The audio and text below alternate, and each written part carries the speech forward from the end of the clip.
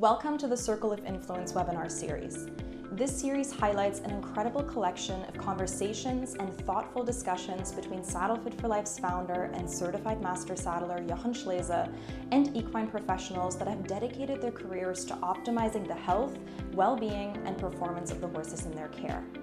Throughout this series, you're going to meet a variety of experts, each playing a vital role in the horse's circle of care. At the heart of it all is the horse, with every professional contributing to their physical and emotional welfare, overall health, and performance. A recurring theme in this series is Saddlefit, because a healthy, well-cared-for horse experiences changes in their back, which means regular Saddlefit evaluation and adjustments are essential. Each professional's work influences these changes and highlights the importance of maintaining proper saddle fit for the horse's comfort and performance. Our invited experts come from all areas of the equine industry, from surgeons to nutritionists, body workers, and trainers. They share practical insights, tips, and strategies you can implement to support your horse's health and well-being at home. Join us and explore the full circle of care, because a truly healthy horse is the result of a team of dedicated professionals working together.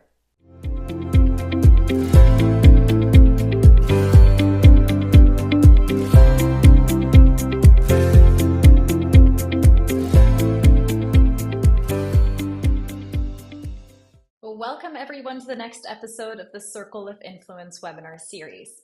I'm thrilled to be joined once again today by Jochen Schleese, certified master saddler and founder of Saddlefit for Life, whose 4 decades of education and advocacy have helped countless of horses and riders around the world. And today we're also joined by a very special guest, Madeline Boast, founder of Balanced Bay Equine Consulting. Madeline, thank you so much for being here with us today. Thank you for having me. I'm super excited. Madeline, you founded Balanced Bay to offer personalized guidance to horse owners on equine nutrition without representing a particular brand. And your journey into equine nutrition was inspired by your own mare, Piper. Why don't we start by having you tell us a little bit about your journey with Piper?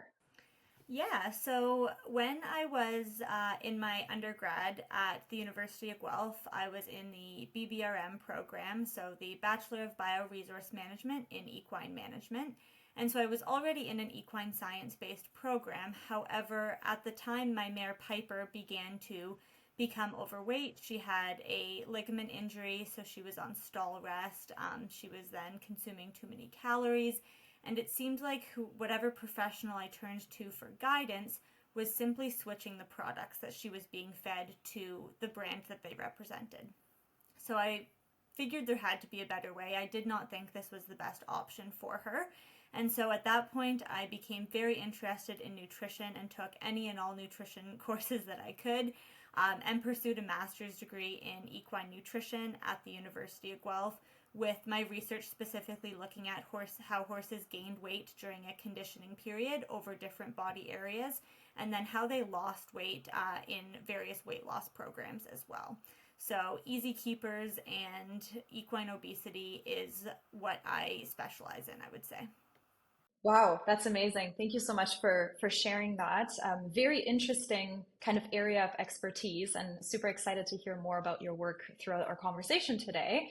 So that actually leads us very well into today's topic. We're going to talk about today about the horse's top line and how nutrition and saddle fit connect to support a healthy back and an overall healthy horse. So with that in mind, I'd love to bring you, Jochen, into the conversation. Jochen, from the saddle fit perspective, how does poor saddle fit affect the horse's top line and the horse's back? Well, it's a very broad question, but we see often that the saddle could pinch tremendously in the metal plate, which pretty much all saddles have. That's a gutted plate on the withers, and when they put if the tree is too narrow or the angle is wrong, then they put pinpoint pressure on the muscle, on the back, and as we know, when we have too much pressure on the muscle, it restricts, well, nutrition and the oxygen level, right? So that's a massive problem. We also seen treeless saddle problems when the rider has or focus problems in the middle, and if the rider has the wrong anatomically saddle. Often we see that females riding in male saddles or male saddles riding in female saddles, and they're trying to fit themselves somehow into the saddle, and then of course unbalance the saddle, and the horse has to compensate somehow. And I'm very glad that Madeline is here today. And as a saddle fitter, we struggle a lot with obesity horses and undernourished horses. So when you look at draft horses, for example, they always have a little bit more, let's call it fluid between the skin and the muscle.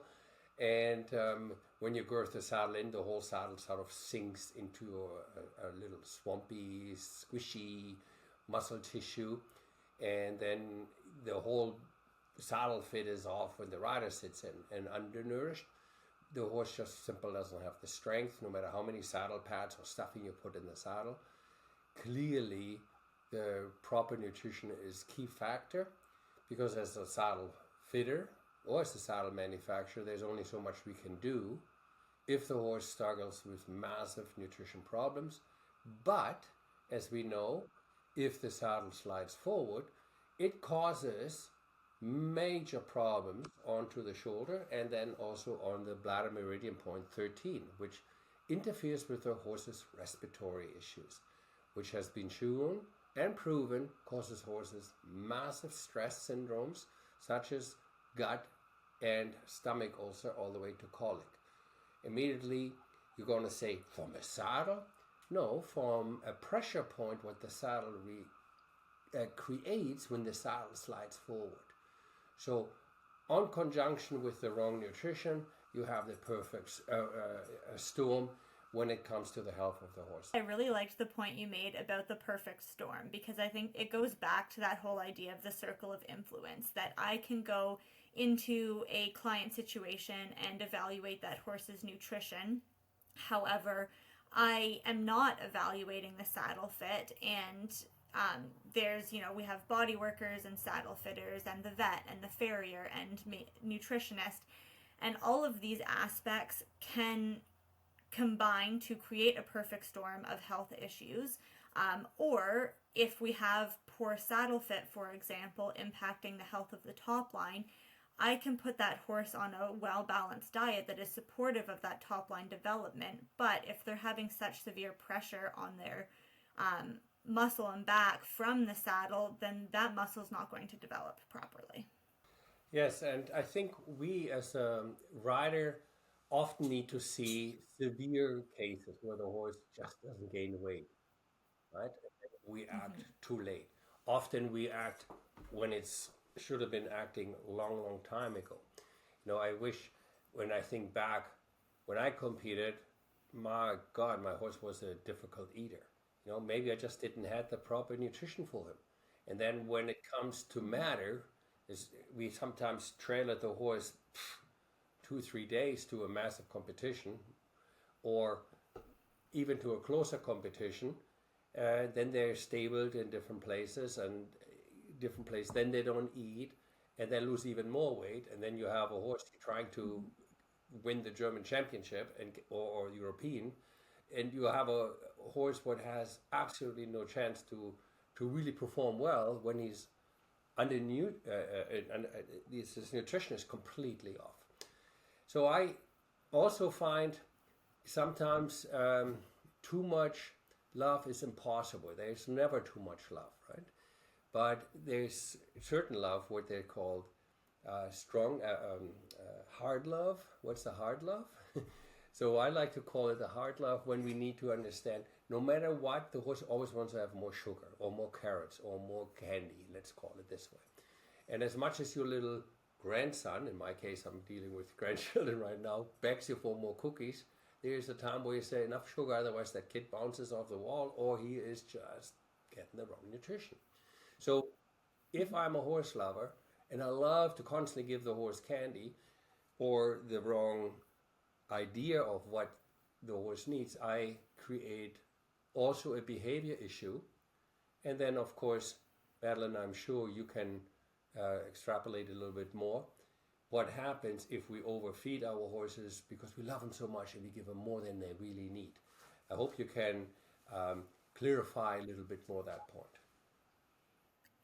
Yeah, in terms of seeing horses that are overconditioned, I want to start by mentioning that there is quite a bit of research showing that horse owners and even equine professionals have a bit of a skewed perception of what a healthy body condition should look like.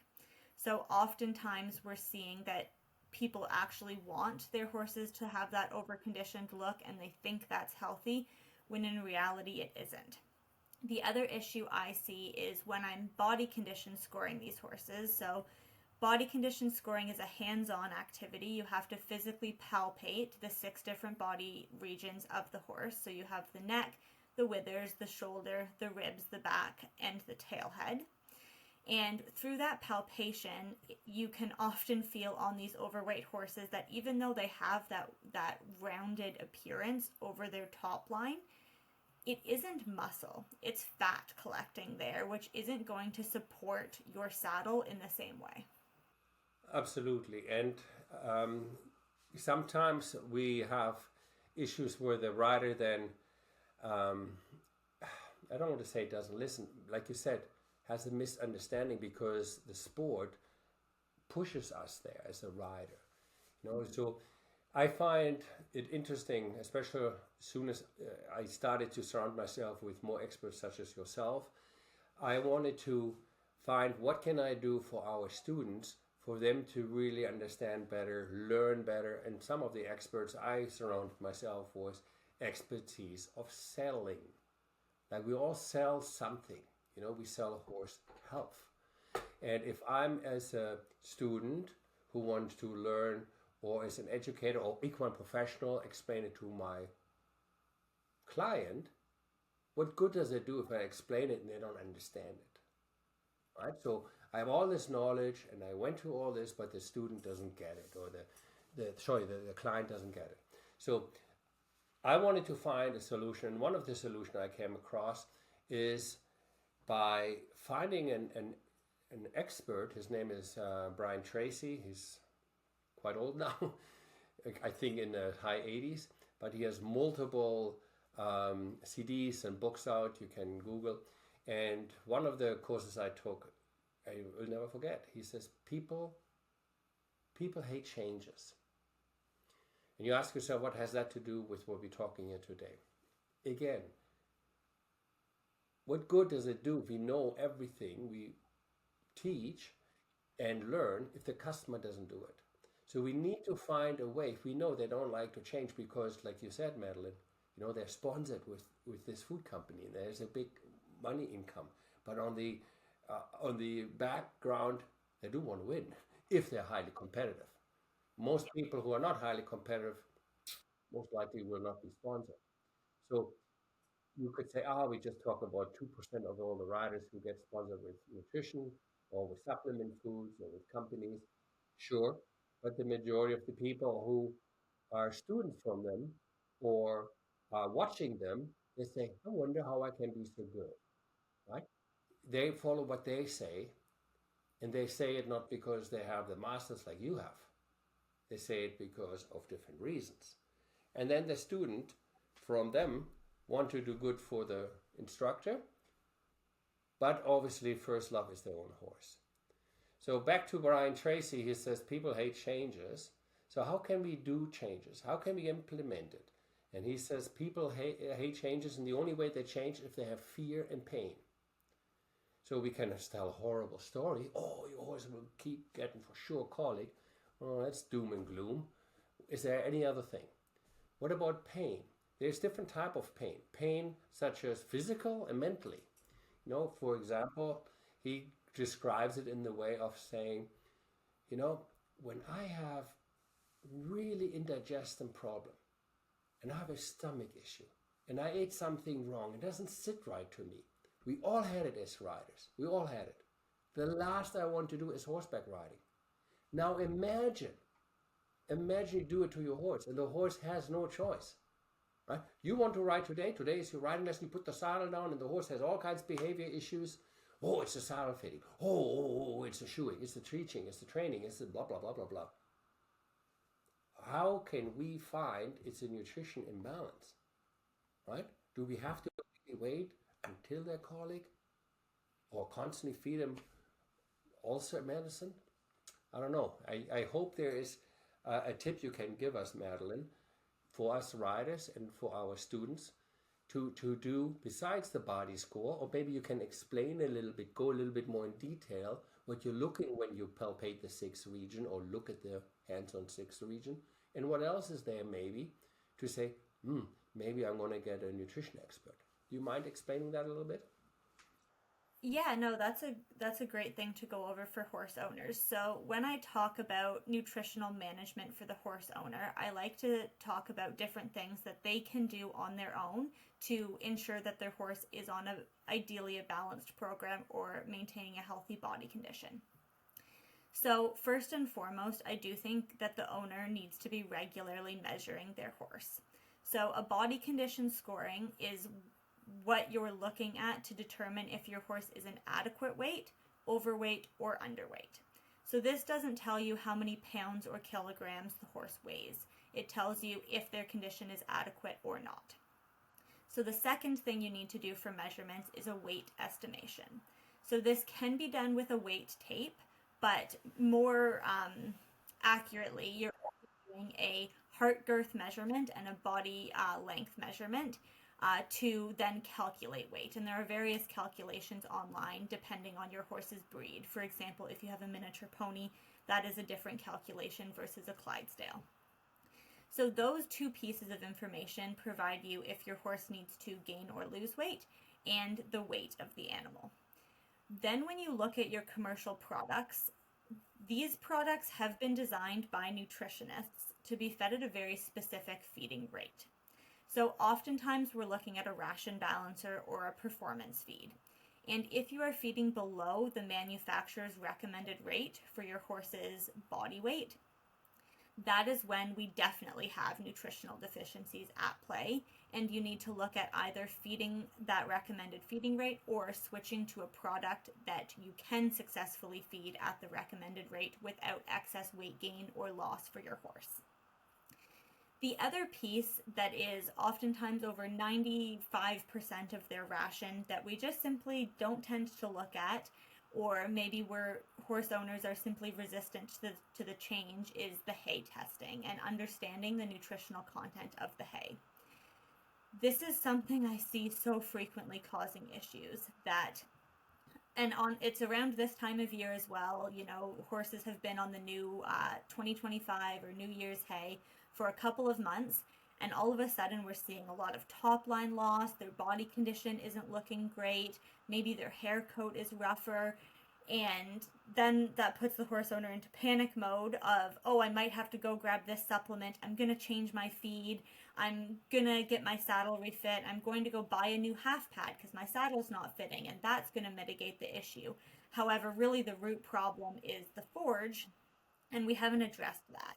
So looking at the nutritional content of your hay and having a nutritionist test it for you if you are concerned is so critical in maintaining overall nutrition. The hay that you have is often the hay that you have. We don't test hay to say, oh, this is bad, you have to get rid of it. We test the hay to equip ourselves with that knowledge and information to then alter the horse's daily concentrate meals to complement the forage. So if last year, say my horse's hay was 10% crude protein, and they were maintained well on a vitamin mineral premix that was not supplying additional protein. But then all of a sudden this year, my hay is 5% crude protein and I haven't adjusted their ration to supplement protein, I'm going to see negative body changes. However, if you're testing your hay and evaluating your horse's nutrition on a yearly basis, you can prevent your horse from going through that negative welfare period, essentially, is what it would be. And to go back briefly to the measurements, doing it regularly gives you a better idea when small changes are happening so that you can address potential problems before it's a very serious issue. And so my recommendation is to make farrier day measurement day. It's something in your horse's life that's on a regular interval. So whenever you bring your horse in for the farrier or before you put them back outside after their farrier appointment, take the extra 10 minutes to do their body measurements and get familiar with what's normal for them and being able to recognize changes before they're significant. Fantastic. Thank you so much for sharing that. Now, is it possible to send you hay examples per mail or courier service, and then no matter where I live, you can analyze it, or does a veterinarian does it? Where do I analyze my hay? This is a really great question. So I personally don't actually do the laboratory analysis on the hay, just like when your vet takes a blood sample, that is likely being sent to a lab for analysis. So depending on where you are in the world, the laboratory you send it to will differ. However, because I try to advocate so fiercely for the importance of hay testing, I don't want the barrier of someone simply not knowing how to test their hay to stop them from doing that. So if you reach out to me and ask for instructions on how to test your hay, I will send you the instructions free of charge, and as long as you include your geographical location, I will send you the lab closest to you that does equine hay analyses. So I don't want that to be a reason that people are frustrated with the process of getting their hay tested or just discouraged from doing it, because it will depend on your location what lab you'd be sending it to. But generally, you can take the sample yourself. You don't need a nutritionist to do that for you, and you can send it off to the lab. We at Saddlefit for Life consider ourselves as pinnacle of the saddle fitting schools. And the reason why, because we are absolutely we cannot stand opinions. It's based on science and facts, and we follow the law of nature. So when I'm listening to you, Julia, I don't know if you agree with this, but I feel like, oh my God, we should like oomph up our curriculum and give our students the ability to learn as an equine agronomist as well, how to measure the horse correctly for the horse and have Madeline's info to their fingertips, so if they want more detailed information. I think that's definitely something what would put Saddlefit for Life Academy another notch higher. And deep down, I think every horse owner should know that. But as you know, we live in the world of, I got to get my nails painted. So even though you could do it yourself, you like to do it somewhere else. If it's with the oil, is it with the winter tires?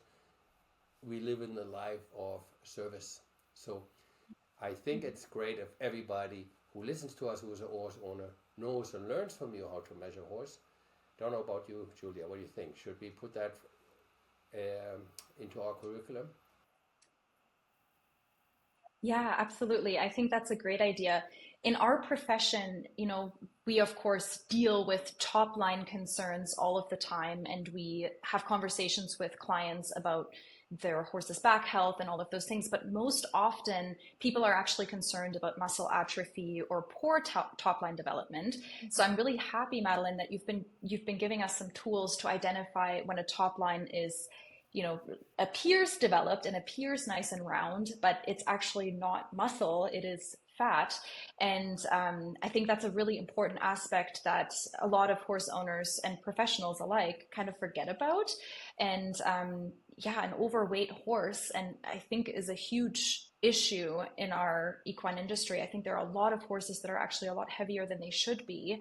And as horse owners, we're feeding them out of very good intention, but we're really creating a lot more problems.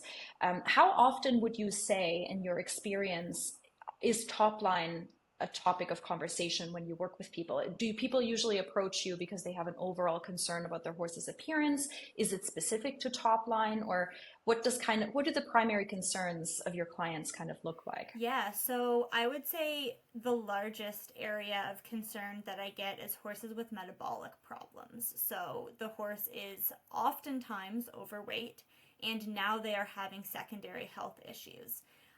The number of horses I see that are so severely laminitic they cannot walk is very sad. It's an awful reality, and it's a major welfare problem.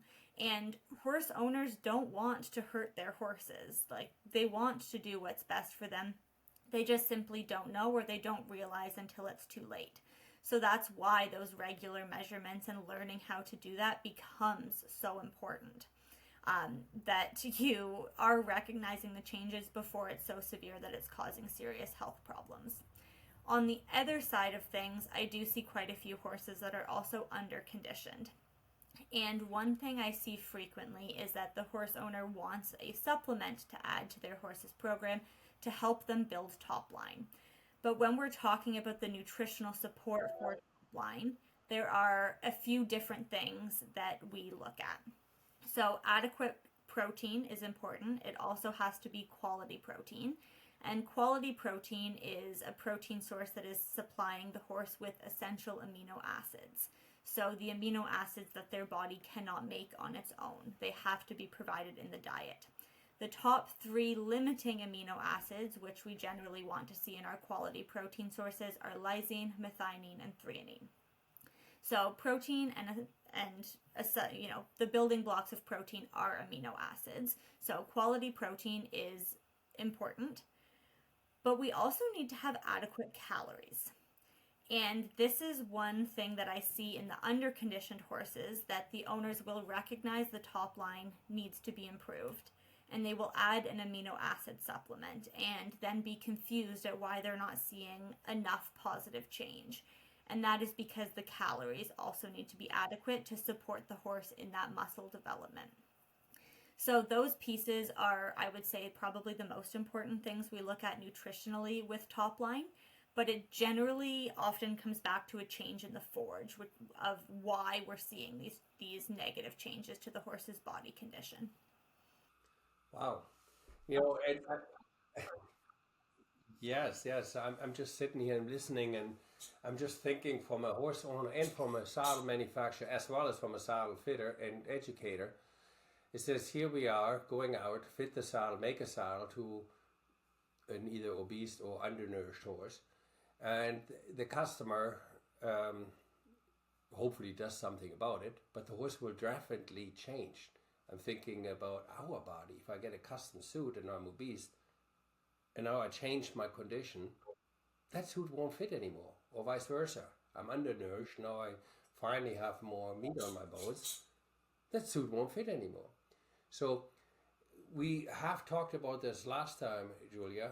Often the rider, out of financial or competition or peer pressure, keeps riding, even though the nutrition expert or the equine body worker or the equine professional says your horse needs to rehab before you can ride again. At least so many weeks. And people say, okay, I'm paying board, I have a lesson coming up, I'm going to ride anyway. So now they want a saddle what fits. So if they listen to the expert or don't listen to the expert and they ride, either or the horse will change and the whole saddle fitting falls apart again. I'm just listening to a podcast from a veterinarian from Australia and an osteopath. So they have several episodes together. And one of the biggest challenges they find that most saddles are not meant to adapt after they're being sold to a body change. They want the horse, the owner, to buy new saddles. And I can see how this becomes majorly frustrating. Back to what I was saying with the perfect storm earlier.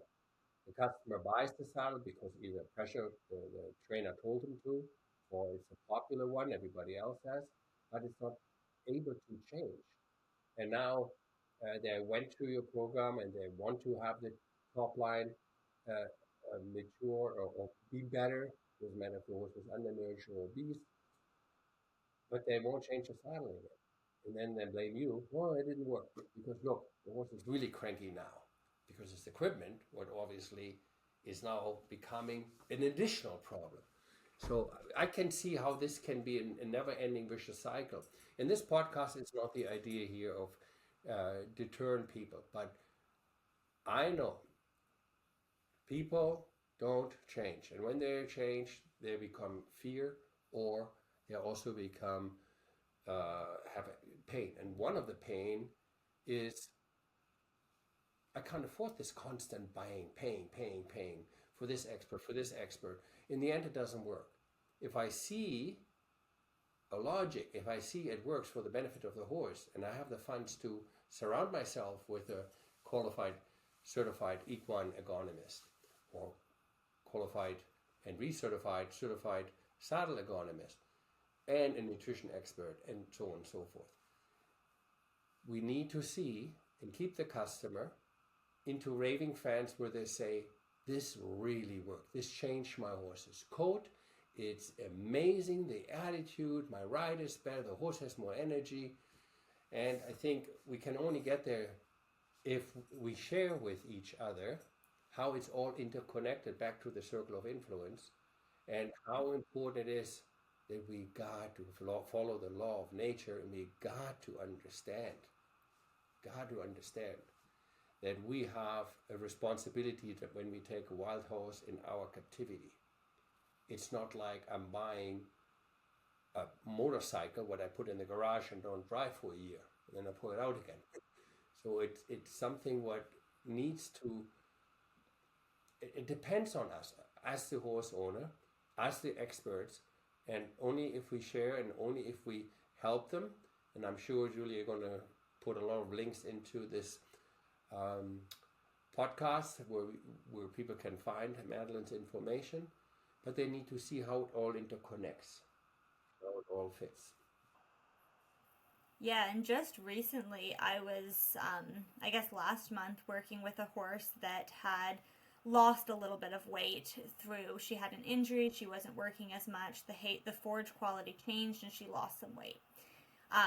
Over the next roughly 4 weeks, she had gained weight because we had made some diet adjustments to make up for the forage being poor quality. So she was gaining weight. However, the saddle fitter saw her when she was a bit leaner. And so then the next time that professional came to the barn, all of the saddles they brought with them to potentially sell to this horse owner for the horse didn't fit anymore because the horse had changed shape. So it is such a circle of influence in that everything impacts the other, and I understand where it can get frustrating for the horse owner that their horse has changed, now they need to spend money, have the saddle fitter out, maybe have the nutritionist out, all of that. However, when we bring it back to prevention, I think when you invest in prevention, you end up saving a lot of money in the long run.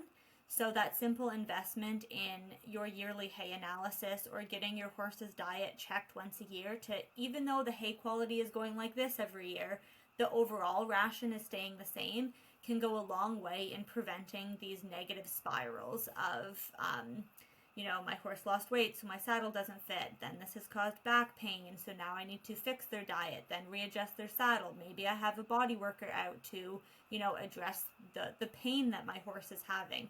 So that simple investment in prevention, I find, can go a really, really long way. Yeah, the frustrating part, and what I hear from this podcast, and I also heard it from other equine professionals, it's very frustrating, the saddle fitting world, because we have, and this is why Julia and I work so hard to make Saddle Fit for Life Academy so well known, to understand it has to work with experts together, because in the end of the day, there's 385 saddle companies now, and from those are 65 what can be adjusted. That's not a lot. The majority work for it. If the horse change, you need a new saddle. And if I don't have this money, if I don't have the money, I buy saddle pads or I ignore it. And then we have this issue where I then don't trust my massage therapist, my nutrition expert anymore, because the horse is still cranky. Maybe he has an ulcer now, right? So it is interlinked, and I need to know from all these different saddle companies, which can be really adjusted. And just like you said, hay is not always hay. A saddle fitting is not always a saddle fitting. And people think if they stuff a saddle, it fits again. There's 12 components what needs to be adjusted to the horse. 12. And most people just do one. It's kind of like, I just bought pellets or additional alfalfa, should be okay. They didn't test the hay, they didn't measure the horse, they had no plan, right? So, but they think they're doing the right thing.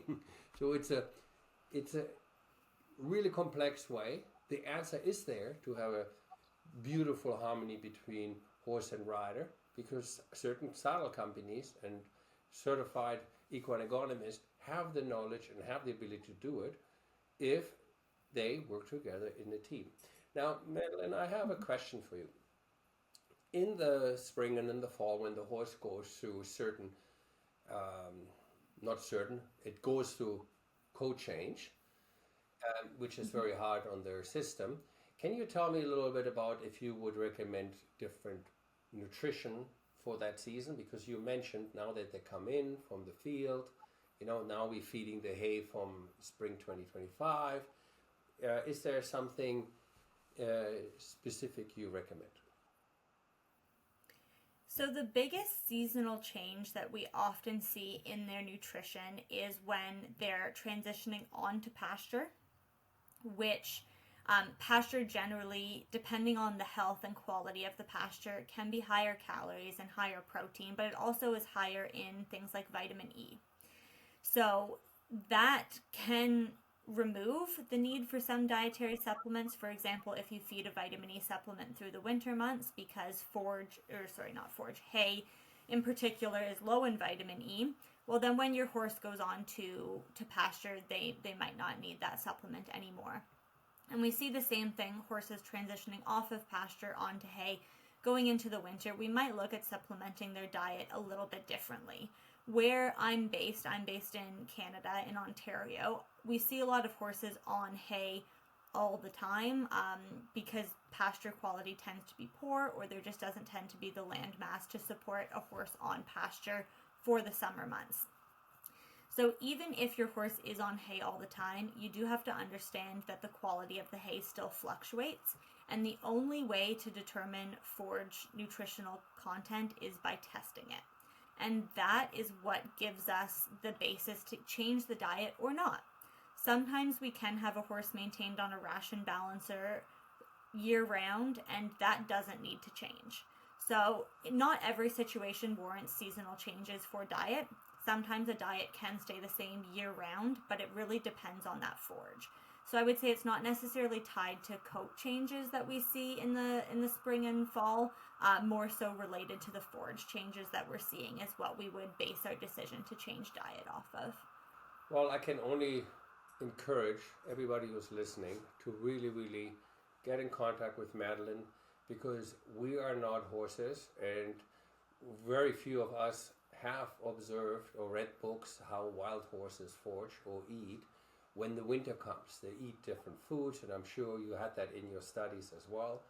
So nature knows what to do in the wild. But as I said, if we take these animals from the wild and take them in, we need to know more. And I beg everybody to contact Madeline, because it makes all of our saddle fitters' job so much easier if the horses doesn't flex so much in changes in weight, and we can identify the problem. If my client is concerned why my horse is so cranky, remember, when you have gut issues, when your stomach hurts, when you feel weak, you don't feel the energy, you're not going and blame it to your shoemaker, right? That you're cranky. You know where it comes from. I guess I haven't really eaten good the last couple of days, right? So you feel less energized, or you feel sluggish, right? So we often forget these are beings, these are living animals, not carousel horses. And I say that because most saddles are made for carousel horses. They don't consider the dynamic fit. They just look at the Saddlefit standing there and say, okay, this looks like it fits. They don't want to go, they don't want to be ridden. Never mind what I mentioned in the beginning, they don't even see if the saddle is anatomically correct for the female or the male. It is a little challenging, but this is why we all sit here and offer our services to everybody who likes to have a better harmonious life with them and the horse. Yeah, for sure. And the one other thing that I would like to add is just to think about where you're putting your investment for the care of your horse. If your horse maybe is grumpy and having some gut issues, and you maybe suspect ulcers, and then you're going to grab a supplement that you're spending a lot of money on. A lot of these gastric support supplements, to feed them for a year, oftentimes cost over $1,000, or Canadian, I guess, for the year.